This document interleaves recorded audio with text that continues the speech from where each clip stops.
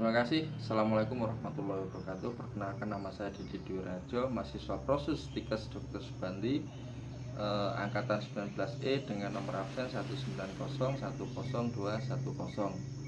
Pada kesempatan kali ini kami mohon izin ingin menyampaikan tugas praktikum keselamatan kesehatan kerja, dan dalam pembahasan kali ini kami ingin menyampaikan pula perihal penanganan kecelakaan kerja di rumah sakit. Kecelakaan kerja dikelompokkan menjadi dua, yaitu kecelakaan kerja yang terjadi di tempat pekerjaan, dan yang kedua kecelakaan yang terjadi dalam perjalanan menuju serta kembali dari tempat kerja. Kecelakaan di tempat kerja ini merupakan kecelakaan yang dapat diakibatkan oleh kecelakaan murni di tempat kerja terkait dari kerusakan fasilitas yang dapat menyebabkan diduga terkontaminasi atau terpapar oleh bahan beracun berbahaya. Dalam hal ini bisa berupa cair, padat, gas atau radiasi, atau bisa juga paparan dari kontaminasi tubuh pasien. Dalam hal ini bertujuan untuk memberikan rasa aman bagi karyawan yang mengalami kecelakaan kerja.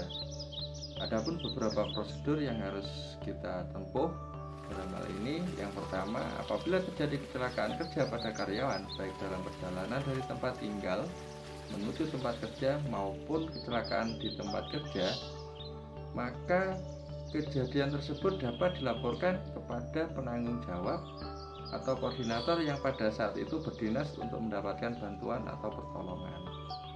Langkah yang kedua, setelah itu penanggung jawab atau koordinator dapat membawa karyawan yang mengalami cedera ke poliklinik atau IGD untuk mendapatkan pemeriksaan dan tindakan baik medis maupun pemeriksaan penunjang. Langkah yang ketiga, apabila akibat cedera tersebut memerlukan tindak lanjut, maka dapat dikonsultasikan dengan dokter spesialis terkait. Yang keempat, kejadian kecelakaan tersebut harus dilaporkan oleh penanggung jawab atau koordinator ke bidang kesehatan dan keselamatan kerja dengan membuat kronologis kejadian untuk dicatat dalam laporan kecelakaan kerja yang berupa dalam bentuk format kecelakaan kerja tahap 1. Biasanya kalau diminta oleh BPJS Ketenagakerjaan itu adalah laporan tahap 1. Langkah yang kelima, setelah itu bidang kesehatan dan keselamatan kerja akan memantau hasil dari pemeriksaan yang sudah dilakukan, apakah memerlukan pemeriksaan ulang atau tidak.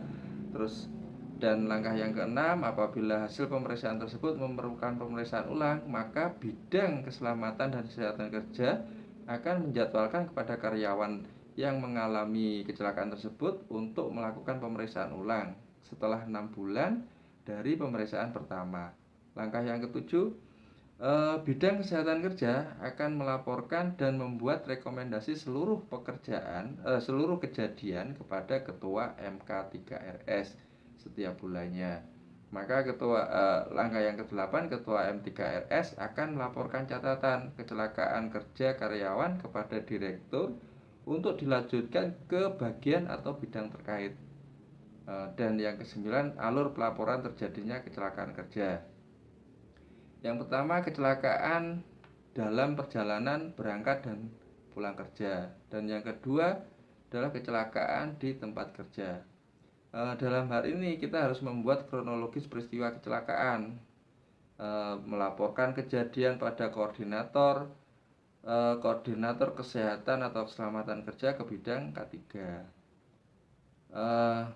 sebelum dari 6 jam setelah kejadian untuk dapat dicatat dalam laporan kecelakaan kerja. Terus apabila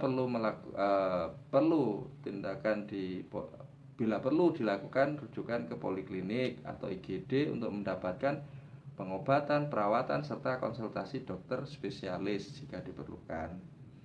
Dan apabila terjadi kecelakaan tertusuk jarum, peristiwa tertusuk jarum terus lanjutannya melaporkan kejadian pada koordinator melaporkan ke bidang K3 kurang dari 6 jam Setelah kejadian dicatat dan dilaporkan poliklinik, dilaporkan dan dirujuk ke poliklinik atau IGD, dilakukan cek laborat HBsAg dan anti HBs. Untuk tindak lanjut laboratorium, vaksin, booster, cek laboratorium setelah 6 bulan lagi. Mungkin itu yang bisa kami sampaikan. Sekian atas waktunya, mohon maaf atas kekurangannya. Kami sampaikan terima kasih. Wassalamualaikum warahmatullahi wabarakatuh.